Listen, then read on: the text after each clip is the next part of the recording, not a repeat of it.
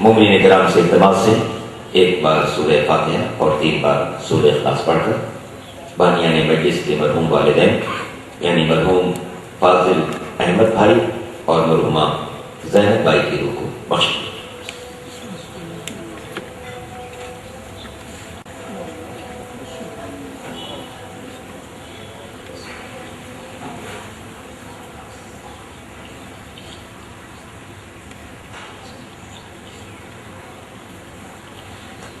ایک اور سورہ فاتحہ کی التماس کی گئی ہے مرحوم عبد الرسول بھائی چھوٹو بھائی، مرحوم حیدر علی قاسم علی شریف، مرحومہ نسیم بانو، مرحومہ شہناز امین، مرحوم مولانا محمد نقی صاحب قبلہ اعلیٰ مقام، مرحوم علامہ رشید ترابی، شاعر ربیع میر انیس اور ان تمام مومنین و مومنات کو بھی اس میں شامل کر دیں جو گزشتہ سال تک ان مجالس اعظام میں خصوصی طور پر شرکت کرتے رہے اور آج ہمارے درمیان موجود نہیں ہے۔ فاتحہ۔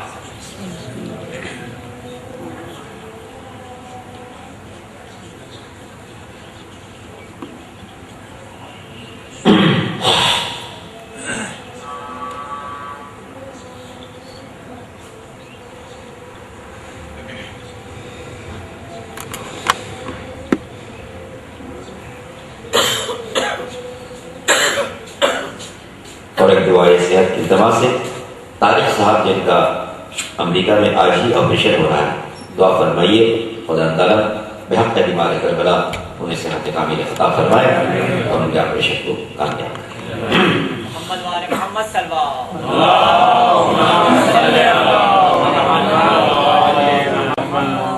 اعوذ باللہ السمیع العلیم من الشیطان اللعین الرجیم، بسم اللہ الرحمن الرحیم، الحمد للہ رب العالمین والعاقبۃ للمتقین والصلاۃ والسلام علی النبی الامی المکی المدنی العربی الہاشمی سیدنا و نبینا ابی القاسم محمد وآلہ الطیبین الطاہرین المعصومین المظلومین الغر المیامین الذین اذهب اللہ عنہم الرجس وطہرہم تطہیرا۔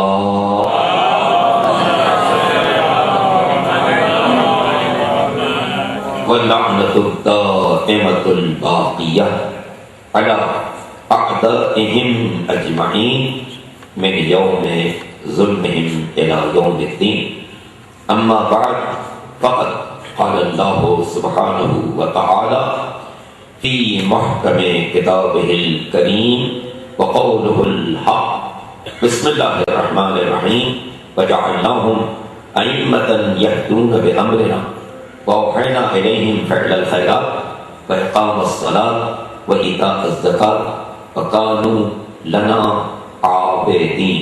درود پڑھ لیں محمد۔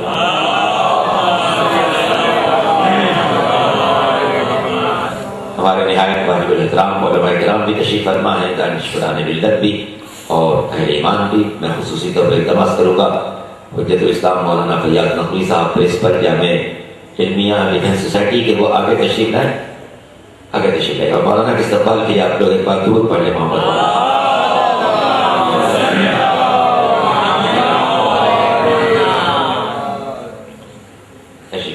محمد وآل محمد صلوات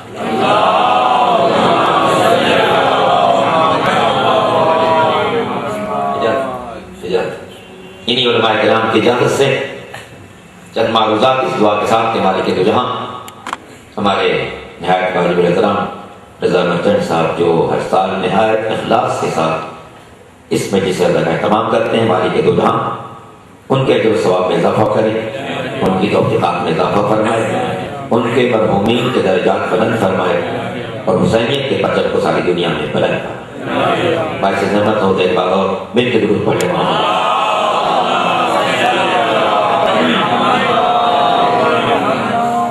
تو سورہ مبارک ہے انبیاء، 21واں سورہ ہے قرآن مجید کا، اور اس کی آیت نمبر 73 جس کی تلاوت کی سعادت حاصل کی گئی۔ اور جیسا کہ آپ جانتے ہیں کہ آج کی تاریخ امام جہارون سید الساجدین حضرت زین العابدین شہادت کی تاریخ ہے، جنہوں نے سن 38 میں جن کی ولادت باسعادت 15 جمادی الاولیٰ معروف تاریخ اور 25 محرم سن 95 آپ کی شہادت کی تاریخ۔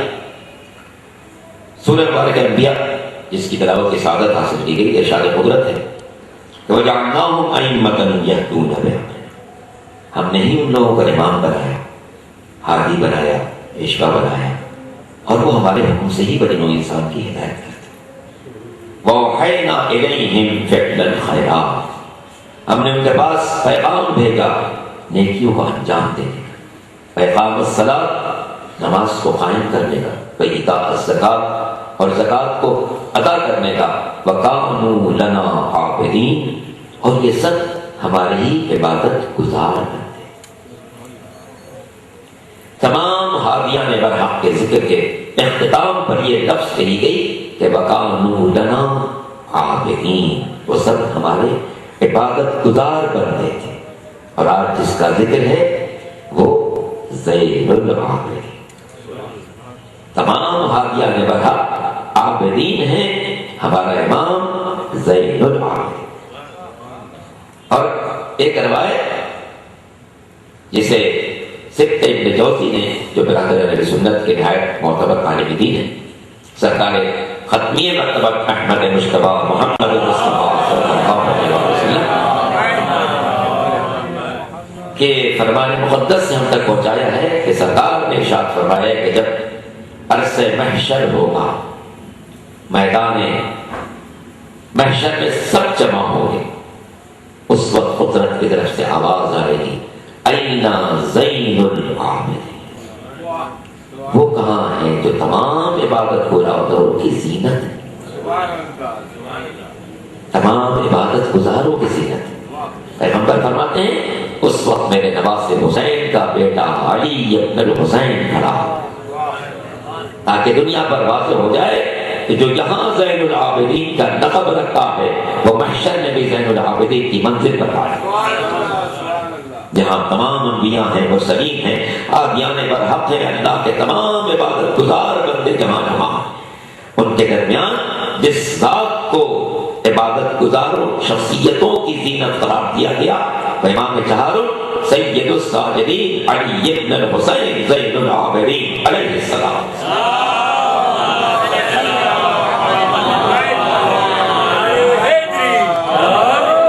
جنہوں نے کچھ ایسی شان سے عبادت کی، کچھ ایسی شان سے عبادت کی کہ تمام عبادت گزاروں کی زینت قرار پائے، زینت قرار۔ عبادت کیا ہے؟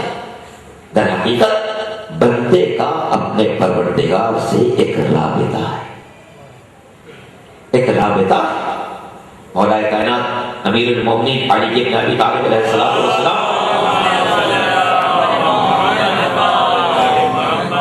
نے موقع پر ارشاد فرمایا الہی ما عبدتک طمعا الی جنت ولا خوفا من عقابک ولكن وجدتک اہلا للعبادۃ فعبدت۔ مولا فرماتے ہیں پالنے والے، میں نے تیری عبادت نہ جنت کے شوق میں کی ہے نہ جہنم کے خوف سے کی، میں نے تیری عبادت نہ جنت کے شوق میں کی ہے نہ جہنم کے خوف سے کی ہے، ولیکن وجدتک اہلا للعبادۃ فعبدتک، میں نے صرف تیری ذات کو لائق عبادت پایا تو سر جھکا دیا۔ یہ کمال بندگی کی منزل ہے، یہ کمال بندگی کی منزل ہے۔ اور عزیزان محترم، اگر ہم اس حقیقت کو پیش نظر رکھیں کہ سرکار ختمی مرتبہ نے اللہ کی اتنی عبادت کی کہ خود تو قدرت کا ارشاد ہوا کہ میرے بندے تجھے کچھ آرام کی بھی ضرورت ہے۔ تاہا سورہ مبارک تاہا ما انزلنا علیک القرآن لتشقی، میرے پاک و پاکیزہ بندے میں نے قرآن کو اس لیے تو نہیں اتارا کہ تو اپنے آپ کو سختیوں میں ڈال، رات بھر عبادت. اور سورہ مزمل میں ارشاد ہوا یا ایھا المزمل قم اللیل الا قلیلا. اے میرے کملی اوڑھنے والے بندے رات کو قیام کر مگر کچھ دیر آرام بھی کر لینا. یہ کمال بندگی، یہ کمال بندگی کی منزل. اور آپ دیکھیں نگاہ قدرت میں بندگی کی منزلت کیا ہے کہ اللہ کا آخری نبی جو انبیاء کا سردار ہے، مرسلین کا پیشوا ہے، بشیر ہے، نذیر ہے، طٰہٰ ہے، یاسین ہے، مگر جب سفر معراج پر تشریف لے جاتے ہیں جو کائنات کا سب سے محیر العقول کارنامہ ہے، سب سے محیر العقول مرحلہ ہے، تو وہاں پیغمبر کے سلسلے میں قدرت کا ارشاد ہوتا ہے سبحان الذی اسریٰ بعبدہ لیلا من المسجد الحرام الى المسجد الاقصی الذی بارکنا حولہ لنریہ من آیاتنا انہ هو السمیع البصیر. پاک ہے وہ اللہ جو اپنے بندے کو رات کے وقت مسجد حرام سے مسجد اقصی تک لے. تو یہاں پر جب پیغمبر سفر معراج پر جاتے ہیں تو ان کی بندگی کا تذکرہ ہوتا ہے تاکہ انسان پر واضح ہو جائے کہ انسان کا کمال اپنے رب کی بارگاہ میں سر جھکا دینا ہے. درود پڑھیے جماعت.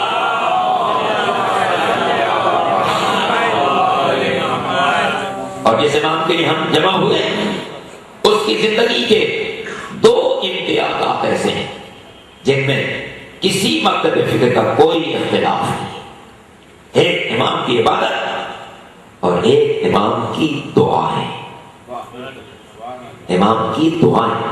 حقیقت یہ ہے کہ عالم اسلام کے پاس علمی ذخیروں میں تین نہایت اہم کتابیں ہیں.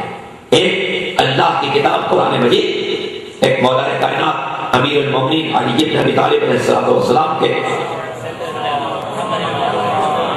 ارشادات کا مجموعہ نہج البلاغہ، اور تیسرے امام چہارم کی دعاؤں کا مجموعہ صحیفہ کامل سجادیہ. صحیفہ کامل سجادیہ جس میں دعا کے انداز سے امام نے ہر مناسبت کی دعا بھی سمجھائی، دعا کا طریقہ بھی سمجھایا، اور اب تو معبود کے درمیان جو رابطہ ہے اس کے استحکام کا طریقہ بھی سمجھایا. یہ دعا کیا ہے اس کا اندازہ سورہ مبارکہ کہف کی اس آیت سے کی جس میں ارشاد ہوتا ہے قل ما یعبأ بکم ربی لولا دعاؤکم. اے پیغمبر ان سے کہہ دیجئے اگر تمہاری دعائیں نہ ہوتی تو میرے پروردگار کو تمہارے وجود کی کوئی پرواہ نہ رہتی. سورہ کہف کی آیت عجیب و غریب منزل کی نشاندہی کرتی.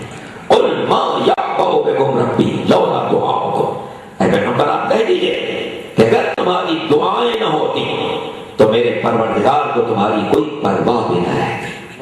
یہ دعا ہے جو انسان کو اتنا نزدیک کر دیتی ہے کہ مالک کہتا ہے کہ تم دعا نہ کرو تو مجھے تمہاری پرواہ بھی نہیں ہے.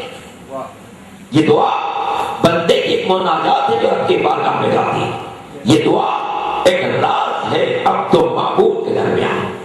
یہ دعا ایک رابطہ ہے خالق اور مخلوق کے درمیان. یہ دعا ایک سلسلہ ہے جو فرش سے چلا عرش پر پہنچا. جب انسان کے لیے دنیا کے سارے سہارے ٹوٹ جائیں اس وقت بھی ایک ذات سے رابطہ برقرار ہے. ایک ذات سے رابطہ برقرار ہے. امام ششر حضرت جعفر صادق علیہ السلام نے جب ایک دہریہ آیا اور اس نے خدا کے وجود پر دلیل طلب کی، امام نے مختلف طریقے سے اسے سمجھانا چاہا مگر بات اس کے سمجھ میں نہیں آ رہی تھی. تو امام نے اسی کے زندگی کے ایک واقعے کو اس کے سامنے پیش کیا. پوچھا کبھی ایسا ہوا ہے کہ تم سمندری سفر میں تھے، کشتی سے جا رہے تھے، کشتی میں بھنور میں جا کر گرداب کی نظر ہو گئی، کشتی ٹوٹ گئی، لوگ تختوں پر بکھر گئے، دور دراز نہ خشکی نظر آ رہی تھی، نہ کوئی ساز و سامان نظر آ رہا تھا، نہ کوئی بچانے والا نظر آ رہا تھا. کیا ایسا ہوا تھا؟ کہا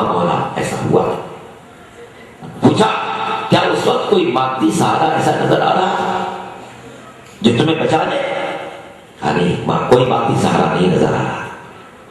ظاہراً دور دراز نہ کوئی کشتی نظر آ رہی تھی، نہ کوئی حفاظت کرنے والا نظر آ رہا تھا، نہ کوئی آبادی نظر آ رہی تھی. دریا کی، سمندر کی موجیں تھیں اور ٹوٹی ہوئی کشتی کے تختے تھے. ہم اس پر بیٹھے ہوئے تھے.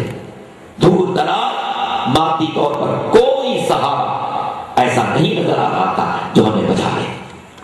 امام نے پوچھا کیا اس وقت بھی دل میں یہ روشنی موجود تھی؟ کیا اس وقت بھی دل میں یہ روشنی موجود تھی کہ ہو سکتا ہے کوئی اس وقت بھی بچا دے؟ اس نے کہا دل میں ایک کرن تو تھی، ایک روشنی تھی، ایک امید تھی کہ ہو سکتا ہے کہ جب کوئی بھی سہارا نہیں ہے تب بھی کوئی ذات ہو جو مجھے بچا دے. امام نے فرمایا جب سارے سہارے ٹوٹ جانے کے باوجود تمہارے دل میں ایک روشنی تھی کہ کوئی مجھے بچا لے، تو بس وہی مالک کائنات ہے. وہی مالک کائنات ہے کہ جب دنیا کے سارے سہارے ٹوٹ جائیں تب بھی ایک سہارا موجود رہے جس سے انسان کی امیدیں وابستہ رہے. میرے درود پڑھ لیجیے محمد.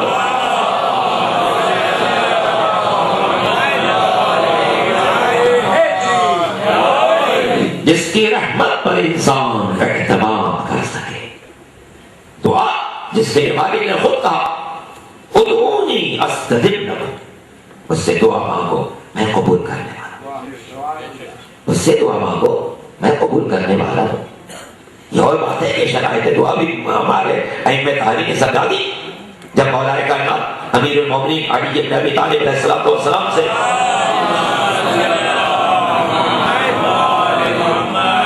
کسی نے عرض کیا مولا قدرت نے وعدہ کیا ہے کہ دعا مانگو قبول کریں گے.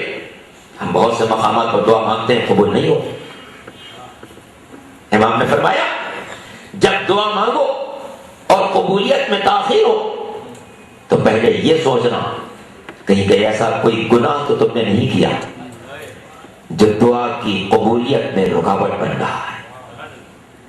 پھر سوچنا کہیں شکم میں کوئی لقمہ حرام تو نہیں چلا گیا کہ جو دعا کو قبولیت سے روک رہا ہے. اگر یہ بھی نہ ہو تو پھر یہ سوچنا کہ ایسا تو نہیں ہے کہ تم نے کسی بندے کا کوئی حق روک رکھا ہے اور اللہ چاہتا ہے پہلے بندے کے اس حق کو ادا کرو پھر مجھ سے اپنے حق کا مطالبہ کرو. اس طریقے سے امام نے توجہ دلائی کہ بہت سے رکاوٹیں صرف ہماری طرف سے ہوتی ہیں، ورنہ اس کا تو وعدہ ہے کہ ہماری بارگاہ میں آؤ جب ساری دنیا کے سہارے ٹوٹ جائیں تو اس کی بارگاہ میں سب چکا. اسی لیے قرآن نے کہا امن یجیب المضطر اذا دعاہ ویکشف السوء، کون ہے جو مضطر کی دعا کو سننے والا بھی ہے قبول بھی کر جائے.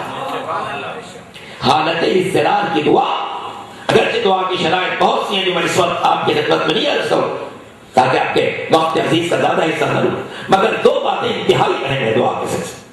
ایک یقین ہو کہ جس سے مانگ رہا ہو وہی عطا کرنے والا ہے، یہ یقین ہو، ورنہ حالت شک کی دعا کی کوئی حیثیت نہیں.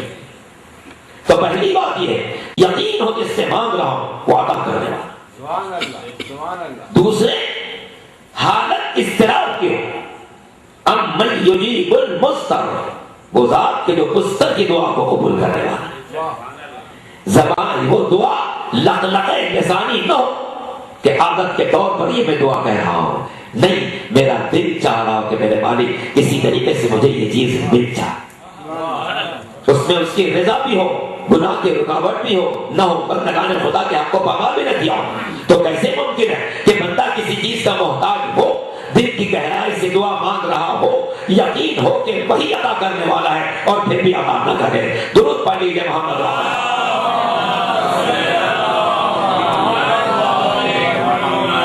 ناممکن ہے اس لیے کہ اس کی ذات کمال رحمت ہے. یہ پوری کائنات اس کی رحمت کا کرشمہ، پوری کائنات اس کی رحمت کا کرشمہ. اور میں یہ عرض کرنا چاہوں علماء کرام کی اجازت سے کہ مالک دو جہاں نے ہر مومن سے مطالبہ کیا کہ دن میں روزانہ کم از کم 60 مرتبہ اس کی رحمت رحمت کا اعلان کرو. مطالبہ ہے ہر مومن سے، ہر مومن سے مطالبہ دن و رات میں کم از کم 60 مرتبہ اس کی رحمت کا اعلان کرو. یہ کم از کم 60 کیوں کہا ہے؟ اس لیے کہ انسان پر روزانہ جو نمازیں کم سے کم واجب ہے وہ 5 ہے. کبھی اس سے زیادہ بھی ہو سکتی ہے. چاند گہن لگ گیا اس کی نماز الگ ہے، سورج گہن ہے اس کی نماز الگ ہے، نماز آیات ہے کی نماز الگ ہے، کوئی قسم کھا لی اس کی نماز الگ ہے، بڑے باپ پر بڑے بیٹے پر باپ کی چھوٹی ہوئی نماز الگ ہے، اپنی قضا نماز الگ ہے. ان سب کے علاوہ بھی روزانہ کم از کم انسان پر جو نمازیں واجب ہے وہ 5. صبح کی 2 رکعت، ظہر کی 4 رکعت، عصر کی 4 رکعت، مغرب کی 3 رکعت، عشاء کی 4 رکعت. توجہ فرمائیے، یہ 5 نمازوں میں ہر نماز کی ابتدائی دونوں رکعتوں میں 2 سورے واجب ہیں. صبح کی دونوں رکعتوں میں 2 سورے، ظہر کی ابتدائی دونوں رکعتوں میں 2 سورے، عصر کی ابتدائی دونوں رکعتوں میں 2 سورے، مغرب کی ابتدائی دونوں رکعتوں میں 2 سورے، عشاء کی ابتدائی دونوں رکعتوں میں 2 سورے. تو گویا 10 رکعتوں میں 20 سورے واجب ہیں. توجہ فرمائیے، 10 رکعتوں میں 20 سورے واجب ہیں، اور ہر سورے سے پہلے بسم اللہ واجب ہے، اور ہر بسم اللہ میں اللہ کی رحمت کا 2 بار اعلان ہے. جب بھی آپ سورہ شروع کریں گے تو کہیں گے بسم اللہ الرحمن الرحیم. تو 10 رکعتوں میں 20 سورے پڑھیں گے، اور ہر سورے سے پہلے بسم اللہ پڑھیں گے، اور ہر بسم اللہ میں 2 مرتبہ اس کی رحمت کا اعلان ہے. رحمان بھی اس کی رحمت کا اعلان ہے، رحیم بھی اس کی رحمت کا اعلان ہے. تو جب آپ 20 سورے پڑھنے کے لیے 20 مرتبہ بسم اللہ پڑھیں گے تو در حقیقت 40 مرتبہ اس کی رحمت کا اعلان کریں گے. 40 مرتبہ اس کی رحمت کا اعلان کریں گے. اور ہم میں سے کون نہیں جانتا کہ کوئی رکعت ایسی نہیں ہے جو بغیر سورہ الحمد کے ہو.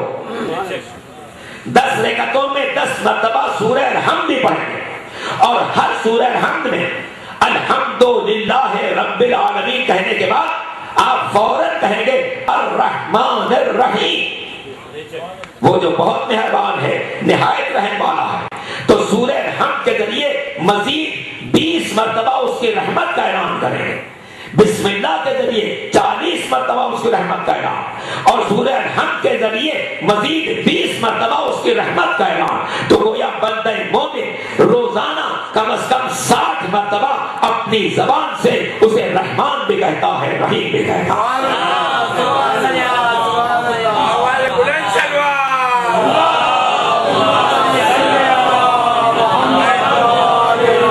یا پتہ سے گزارش کی گئی ہے کہ حضرت احمد کو تھوڑا تھوڑا آگے بڑھ جائے تاکہ جو لوگ آ رہے ہیں مزید ان کے لیے بھی گنجائش پیدا ہو جائے، تھوڑے تھوڑا آگے بڑھ جائے. محمد وعلى محمد صلوات.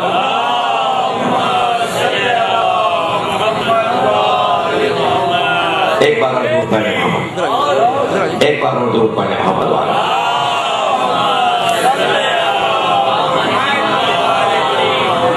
تو اللہ چاہتا ہے کہ روزانہ کم از کم 60 مرتبہ، کم از کم 60 مرتبہ اس کی رحمت کا اعلان کرے. یہ صرف واجب نمازوں کی بات ہے، نوافل پڑھے تو مزید رحمت کا اعلان ہے. تو گویا مالک کی مطالبہ کر رہا ہے کہ میری رحمت کا بار بار اعلان کرو، تاکہ دل میں یہ بات جاگزی ہو جائے کہ کائنات میں جو کچھ ہے اس کی رحمت کا کرشمہ ہے، جو کچھ ہے اس کی رحمت کا کرشمہ ہے. یہ دریاؤں میں روانی اس کی رحمت کی بنا پر ہے، سمندروں میں طغیانی اس کی رحمت کی بنا پر ہے، آفتاب میں روشنی اس کی رحمت کی بنا پر ہے، پھولوں میں مہک اس کی رحمت کی بنا پر ہے، پھلوں میں مٹھاس اس کی رحمت کی بنا پر ہے، سبزے میں شادابی اس کی رحمت کی بنا پر ہے. کائنات میں جو روشنی نظر آ رہی ہے وہ اس کی رحمت کی نشانی بن کر ہے. محمد وعلى محمد صلوات.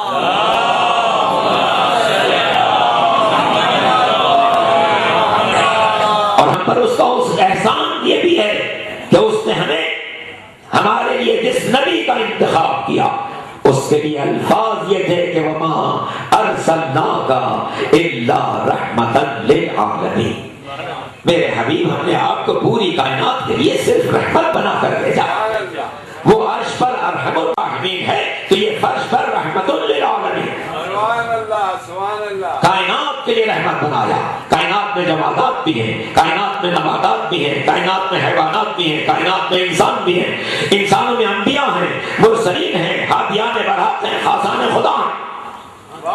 توجہ فرمائیے گا، اب جب پیغمبر کائنات کے لیے رحمت ہے تو گویا پیغمبر جمادات کے لیے بھی رحمت، نباتات کے لیے رحمت، حیوانات کے لیے بھی رحمت، انسانوں میں انبیاء کے لیے رحمت، مرسلین کے لیے رحمت، ہادیان برحق کے لیے رحمت، خاصان خدا کے لیے رحمت۔ اور پیغمبر کی ایک حدیث ہے، الولد نعمت والبنت رحمت، بیٹا نعمت ہے، بیٹی رحمت ہے، بیٹا نعمت ہے، بیٹی رحمت ہے، نعمت پر حساب دینا ہوگا، رحمت پر جزا ملے گی۔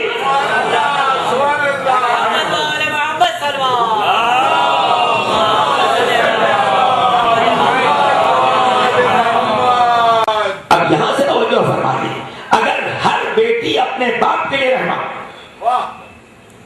اگر ہر بیٹی اس فرمان مقدس کی روشنی میں ہر بیٹی اپنے باپ کے لیے رحمت، تو جناب فاطمہ زہرا پیغمبر کے لیے رحمت۔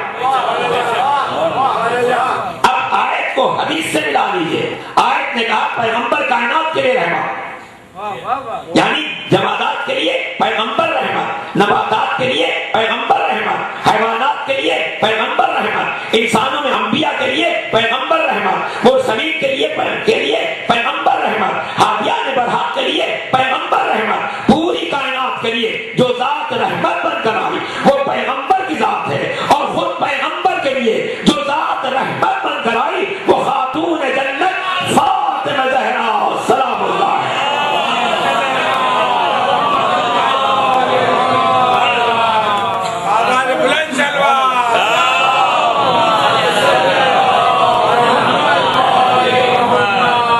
جن کا قصیدہ مالک دو جہان نے عرش پر پڑھا کہ جب سیدہ کی چادر میں پیغمبر بھی تھے، مولا بھی تھے، حسن و حسین بھی تھے، ادھر سے پیغمبر کی دعا جاتی ہے، اللہم ہؤلاء اہل بیتی وخاصتی وحامتی لحمہم لحمی ودمہم دمی یؤلمنی ما یؤلمہم ویحزننی ما یحزنہم انا حرب لمن حاربہم وسلم لمن سالمہم وعدو لمن آداہم ومحب لمن احبہم انہم منی وانا منہم فاجعل صلواتک وبرکاتک ورحمتک وغفرانک ورضوانک علی وعلیہم واذہب عنہم الرجس وطہرہم تطہیرا۔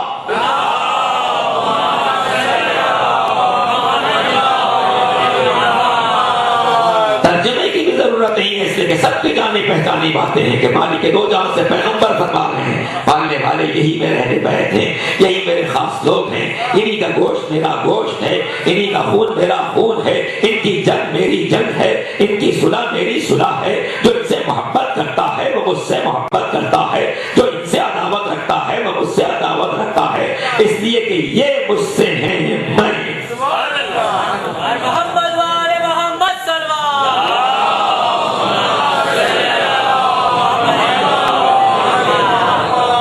ادھر سے پیغمبر کی دعا جاتی ہے، ادھر سے جواب دعا کے طور پر مالک دو جہاں کا یہ فرمان نازل ہوتا ہے کہ انی ما خلقت سماء مبنیۃ ولا ارضا مرئیۃ ولا قمرا منیرا ولا شمسا مضیئۃ ولا فلکا یدور ولا بحرا یجری ولا فلکا یسری الا فی محبت ہؤلاء الخمسہ الذین هم تحت التسع۔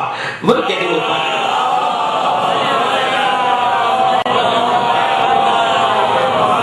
گویا مالک دو جہاں اپنے بزم ملکوت کے مقرر فرشتوں سے اعلان کر رہا ہے، اے میرے بزم ملکوت کے رہنے والوں، یہ 5 ہستیاں جو آج چادر پہ جمع ہیں، ان کو پیدا کرنا مقصود نہ ہوتا تو نہ دریا ہوتے، نہ ان کی روانی ہوتی، نہ سمندر ہوتے، نہ ان کی طغیانی ہوتی، نہ آفتاب ہوتا، نہ اس کی تمازت ہوتی، نہ ماہتاب ہوتا، نہ اس کی خنکی ہوتی، نہ ستارے ہوتے، نہ ان کی چمک ہوتی، نہ پھول ہوتے، نہ ان کی مٹھاس ہوتی، نہ سبزہ ہوتا، نہ شادابی ہوتی، کائنات میں کوئی روشنی نہ ہوتی اگر پنجتن کی روشنی مقصود نہ ہو۔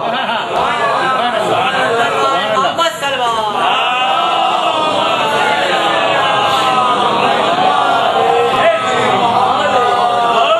اور جب فرشتوں نے پوچھا پالنے والے یہ کون سی 5 ہستیاں، کون سی 5 ہستیاں جن کا اس شام سے تذکرہ ہو رہا ہے، تو یہی تو فرمایا ہم فاطمۃ وابوہا وبعلھا وبنوہا.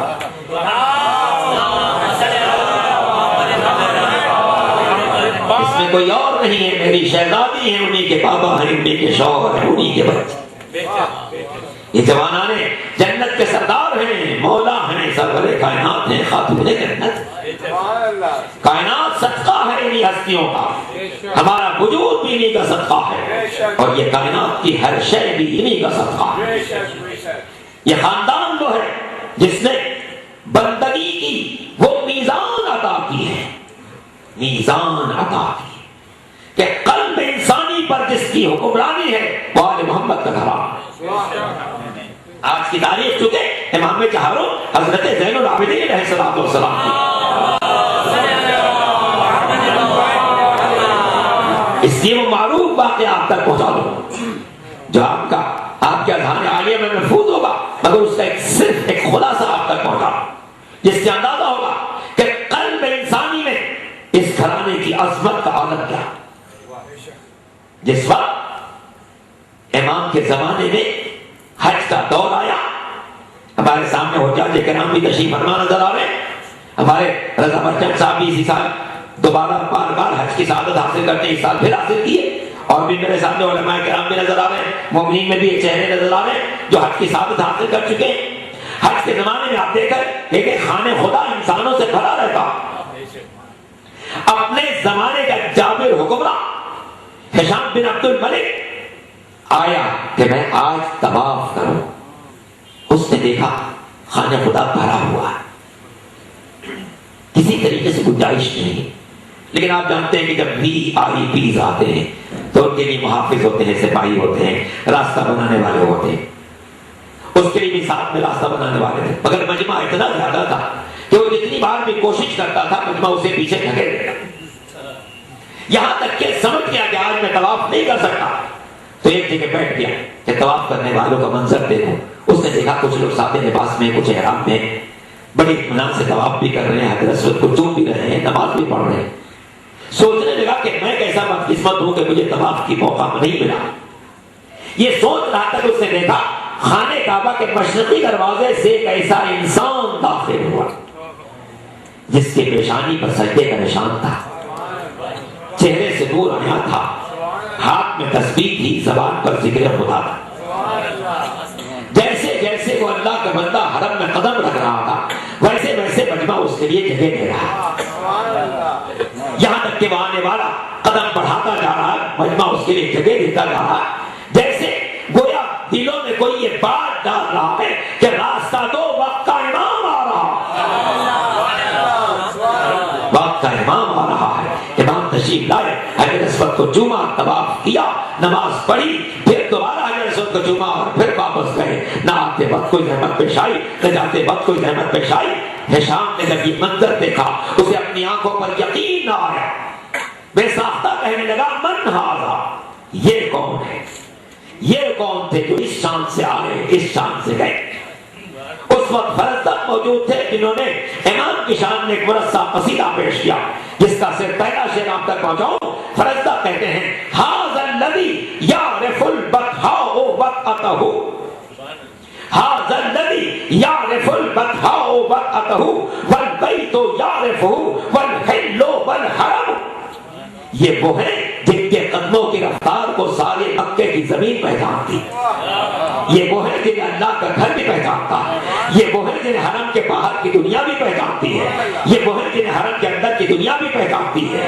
یہ وہ ہیں جنہیں کوہ صفا پہچانتا ہے. یہ وہ ہیں جنہیں کوہ مروہ پہچانتا ہے. یہ وہ ہیں جنہیں حتیم پہچانتا ہے. یہ وہ ہیں جنہیں زمزم پہچانتا ہے. یہ وہ ہیں جنہیں زمین والے بھی پہچانتے ہیں، آسمان والے بھی پہچانتے ہیں. اے ہشام، اگر تو نہیں پہچانتا تو تیری بدقسمتی کی علامت ہے. مل کے درود پڑھ لیجیے محمد وعلا.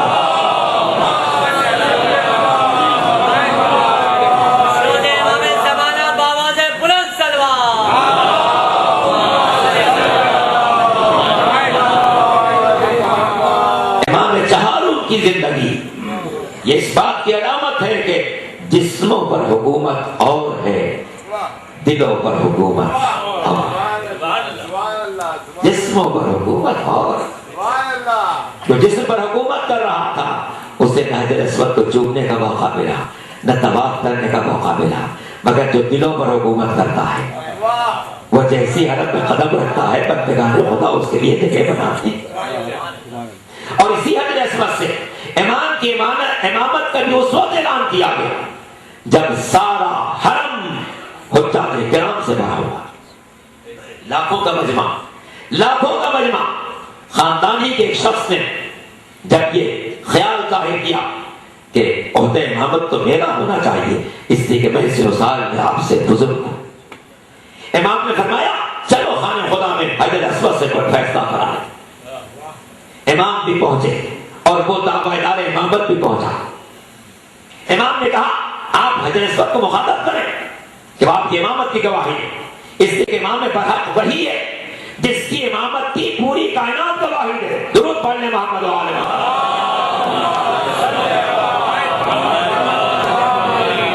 امام برحق وہ ہے جس کی امامت کی پوری کائنات گواہی دے، جمادات ہو، نباتات ہو، حیوانات ہو، جس سے گواہی طلب کی جائے۔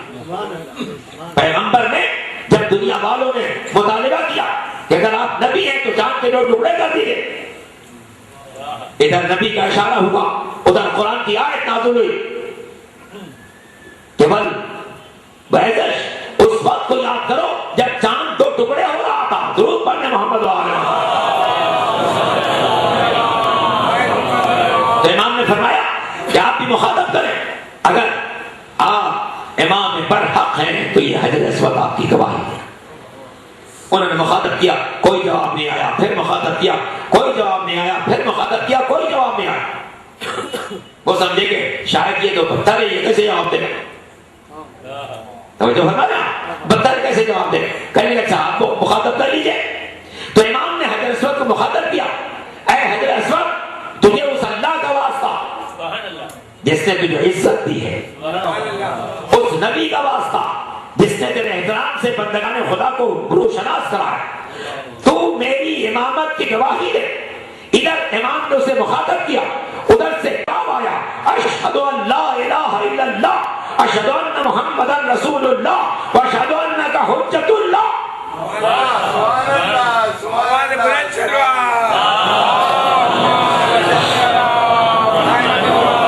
میں گواہی دیتا ہوں کہ اللہ کے علاوہ کوئی معبود نہیں ہے، محمد اس کے رسول ہیں اور آپ حجت خدا ہیں، آپ حجت خدا ہیں۔ مالک کا کرم ہے کہ اس نے ہمیں ان ہادیان برحق سے وابستہ قرار دیا جن کی امامت کی گواہی صرف انسانوں نے نہیں جمادات نے بھی دی ہے۔ یہ اور بات ہے کہ دنیا نے ان کے مرتبے کو نہیں پہچانا، انہیں گھروں سے بے گھر دیا گیا، انہیں قید و بد کی منزلوں سے گزارا گیا۔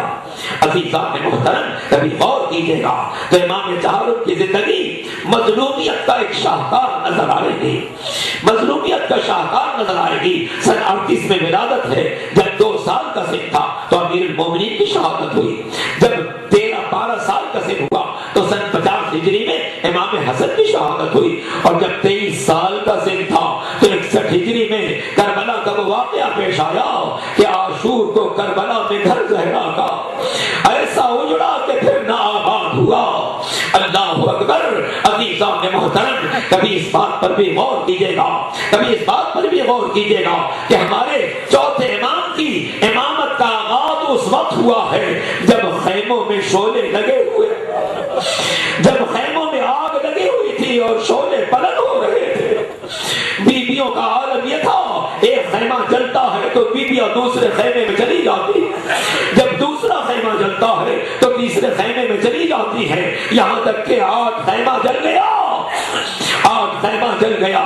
کربلا کی سرزمین پر ایک طرف 72 لاشیں تڑپ رہے تھے، شہداء کے سر نوکے نیزہ پر بلند کیے جا چکے تھے اور خیموں میں آگ لگائی جا رہی تھی، خیموں میں آگ لگائی جا رہی تھی۔ 8 خیمے جل گئے تو ساری بیویاں آخری نئے خیمے میں جمع ہو گئی۔ اب ظالموں نے اسے بھی آگ لگا دی، ظالموں نے اسے بھی آگ لگا دی۔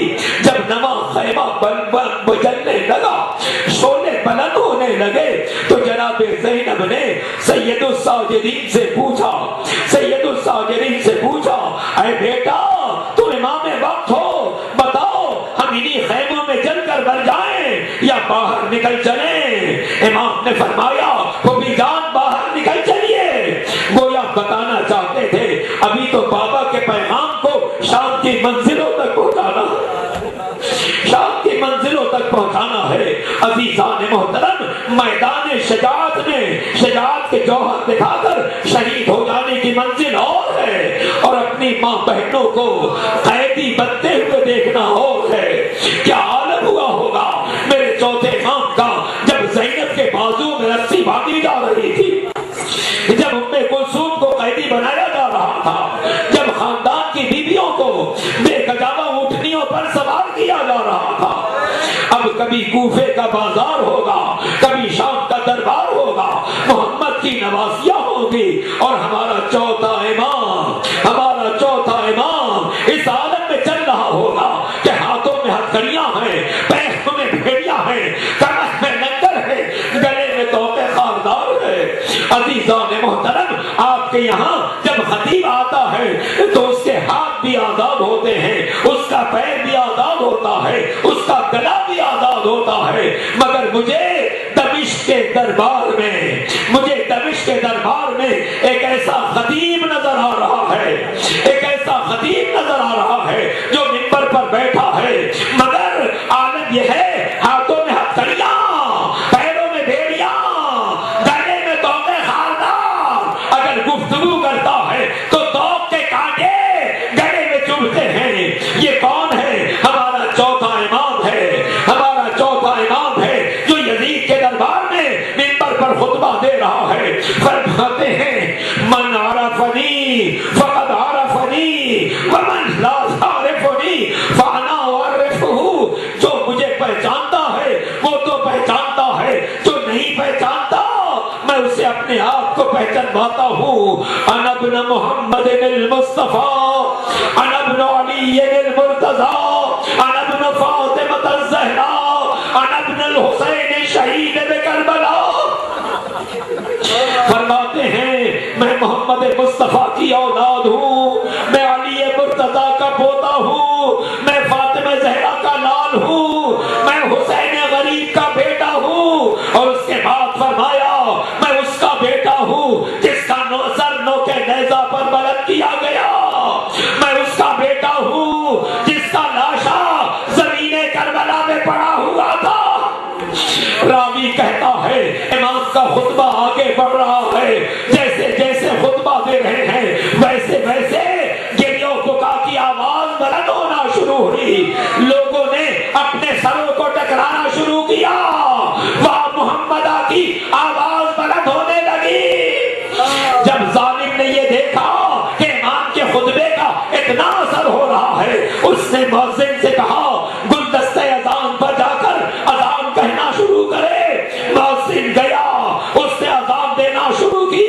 جب مؤذن نے کہا اللہ اکبر، میرے امام نے فرمایا بے شک اللہ سے بڑھ کر کوئی نہیں ہے. اور جب اس نے کہا اشہد ان لا الہ الا اللہ، امام نے فرمایا بے شک اللہ کے علاوہ کوئی معبود نہیں ہے، اور ہم نے پورا گھرانہ اسی کی توحید کے اوپر قربان کر دیا. لیکن جب مؤذن نے کہا اشہد ان محمد رسول اللہ، میرے چوتھے امام نے یزید کو مخاطب کیا، اے یزید، اے یزید، اذان میں جو نام لیا جا رہا ہے ذرا دنیا کو بتا دے یہ محمد تیرے نانا تھے یا حسین کے نانا تھے. اگر تو کہے گا تیرے نانا تھے ساری دنیا تجھے جھٹلائے گی، اور اگر تو اقرار کرتا ہے حسین کے نانا تھے تو ذرا انصاف سے بتا دے کیا یہی ہونا چاہیے تھا کہ نانا کا نام اذان میں لیا جائے، نواسے کا سر نوکے نیزہ پر بلند کیا جائے. اجرکم علی اللہ، خدا آپ کو کسی غم میں نہ رلائے سوا غم آل محمد کے. میرا غریب امام واقع کربلا کے بعد 34 سال زندہ رہا، مگر جب بھی کوئی امام کے پاس آیا اس نے امام کو روتے ہوئے پایا، امام کو روتے ہوئے پایا. منہال امام کی خدمت میں حاضر ہوئے، دیکھا امام مسلسل کی فرما رہے ہیں. منہال نے عرض کی مولا کب تک روئیے گا مولا، کب تک روئیے گا؟ منہار نے جب یہ جملہ کہا، امام نے فرمایا اے منہار تم نے انصاف نہیں کیا، یعقوب کے 12 بیٹوں میں سے یعقوب کے 12 بیٹوں میں سے ایک بیٹا نظروں سے دور ہو گیا، اتنا روئے آنکھیں سفید ہو گئی، میرے سامنے تو 18 جوانان بنی ہاشم ایک دوپہر میں شہید کر دیے گئے، میں کیسے نہ روں؟ راوی نے عرض کی مولا یہ سچ ہے، مگر یہ بھی تو سچ ہے شہادت آپ کی میراث ہے، شہادت آپ کی میراث ہے، یہ سننا تھا۔ امام نے سینے پر ہاتھ رکھا اور چیخ مار کر رونے لگے۔ راوی نے عرض کی مولا اگر مجھ سے کوئی گستاخی ہو گئی ہو تو میں معذرت چاہتا ہوں۔ امام نے فرمایا نہیں بھائی تو نے گستاخی نہیں کی، مگر مجھے ایک بات یاد آ گئی، مجھے ایک بات یاد آ گئی، تم نے سچ کہا شہادت ہماری میراث ہے۔ میرا دادا علی مرتضیٰ بھی شہید ہوا، میرا چچا حسن مجتبیٰ بھی شہید ہوا، میرے بابا حسین بھی شہید ہوئے، عباس جیسا جلی شہید ہوا، اکبر جیسا جوان شہید ہوا، قاسم جیسا نونہال شہید ہوا، تو اے منہال شہادت تو یقیناً ہماری میراث ہے، مگر اے منہال کیا یہ بھی ہماری میراث تھی؟ محمد کی نواسیاں، محمد کی نواسیاں، علی و فاطمہ کی بیٹیاں، زینب ام کلثوم بازاروں میں دیکھائی جائے، جن کی ماں کا جنازہ رات کی تاریکی میں اٹھایا گیا، ان کی بیٹیوں کو دربار یزید میں پیش کیا جائے۔ عزیزان محترم آخری جملوں کی اجازت چاہوں گا۔ ارباب مقاتل نے لکھا ہے آج ہی کی تاریخ تھی، 25ویں محرم تھی، سن 95 ہجری تھی، جب مدینے میں میرا مولا درجہ شہادت پر فائز ہوا۔ واہ امامہ کی آواز بلند ہو رہی تھی، سارے شہر مدینہ میں سیاہ پرچم لگے تھے، بیمار کربلا کا جنازہ میرے 5ویں امام نے بابا کو غسل دیا، کفن پہنایا، نماز جنازہ ادا کی، اور لاکھوں سوگواروں کی موجودگی میں اپنے بابا کا جنازہ لے کر جنت البقیع چلے۔ جب میرا دل کہتا ہے جب 5ویں امام اپنے بابا کا جنازہ لے کر چلے ہوں گے، قبر کے قریب پہنچے ہوں گے، لاکھوں سوگواروں کو دیکھا ہوگا، عجب نہیں کربلا کی طرف رخ کیا ہوگا۔ اے میرے مولا، اے میرے مولا، آپ کا جنازہ گورے غریبہ میں پڑا تھا، نوکے نیزہ پر آپ کا سر تلاوت کر رہا تھا، اور چوتھے امام نے آپ کے سر کو مخاطب کر کے کہا تھا السلام علیکم یا ہائے حسین، ہائے حسین، آپ کا لاشا زمین گھر پر تڑپتا رہا۔ ہائے میرے مولا، وَسَيَعْلَمُ الَّذِينَ ظَلَمُوا أَيَّ مُنْقَلَبٍ يَنْقَلِبُونَ۔ خدا اللہ ہماری اس مجلس اعزا کو اپنی بارگاہ میں قبول فرمائے۔ بانی مجلس عالی جناب واجب الاحترام رضا مرچند صاحب کو اس مجلس اعزا کا بہترین اجر و ثواب عطا فرما، ان کے والدین فاضل احمد بھائی اور مرحومہ زینب بھائی کے درجات بلند فرما، مرحوم عبدالرسول بھائی چھوٹو بھائی، مرحوم حیدر علی قاسم علی شریف، مرحومہ نسیم بانو، مرحومہ شہناز امین، مرحوم مولانا محمد نقی صاحب قبلہ اعلی اللہ مقامہ، مرحوم علامہ رشید ترابی صاحب، شاعر غیبت میر انیس، اور وہ تمام مومنین جو پچھلے سال اس مجلس میں موجود نہیں تھے، موجود تھے اور اس سال موجود نہیں ہیں، ان سب کے لیے فاتحہ۔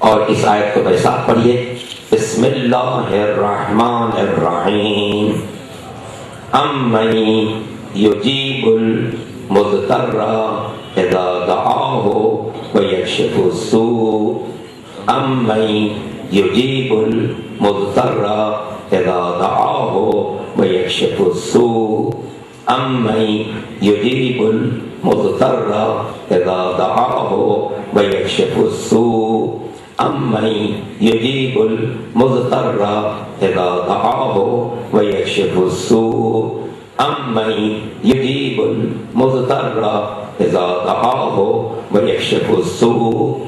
خداوندہ تجھے محمد و آل محمد کا واسطہ، پنجتن پاک ائمہ تعلیم چادہ معصومین کا واسطہ، اس مجلس ادا کو اپنی بارگاہ میں قبول فرما. ہمارے واجب الاحترام جناب رضا مرچنٹ بھائی کو اس خدمت کا بہترین اجر و ثواب عطا فرمائے، ان کے گھر پر اپنی رحمتوں کا نزول فرمائے، تمام حاضرین مجلس کو ان کی دینی و دنیاوی حاجتوں میں کامیابی عطا فرمائے، ہم سب کو محمد و آل محمد کے فرما برداروں میں شمار فرمائے، جو بیمار ہیں انہیں شفائے کامل عطا فرمائے. طارق صاحب جن کا امریکہ میں آج آپریشن ہو رہا ہے، پانے والے ان کو صحت کاملہ عطا فرما، ان کے آپریشن کو کامیاب قرار دے. ان کے علاوہ بھی جو مومن یا مومنہ بیمار ہونے شفائے کامل عطا فرما، جو پریشان حال ان کے پریشانیاں دور فرما، جو مقروض ہیں ان کے قرضوں کو ادا فرما، جو بے روزگار ہیں انہیں روزگار فراہم فرما، جو برسر روزگار ہیں ان کو روزگار میں اضافہ فرما، جو بے اولاد ہیں انہیں اولاد کی نعمت سے سرفراز فرما، جو صاحبان اولاد ہیں ان کے اولاد کو ترقی و کمال تک پہنچا، جو حج و زیارت کے متمنی ہیں انہیں اس کی سعادت عطا فرما، مقامات مقدسہ کی حفاظت فرما، شہر کراچی اور مملکت پاکستان سے دہشت گردی کا خاتمہ فرما، جو طاقتیں دہشت گردی پھیلاتی ہیں ان کی قوتوں کو شل فرما، ان کے ارادوں کو ناکام فرما، عزاداری مظلوم کربلا کو مزید رونق اور کامیابی عطا فرما، ماتمداروں کی توفیقات میں اضافہ فرما، ہمارے جلوسوں کی حفاظت فرما، ہمارے علم و تعزیے کی حفاظت فرما، مقامات مقدسہ کی حفاظت فرما، ہم سب کو اس دنیا میں رہتے ہوئے امام کی زیارت نصیب فرما اور روز قیامت ان کی شفاعت نصیب فرما. ربنا تقبل منا انك انت السميع العليم برحمتك یا ارحم الراحمین. ماتم حسین.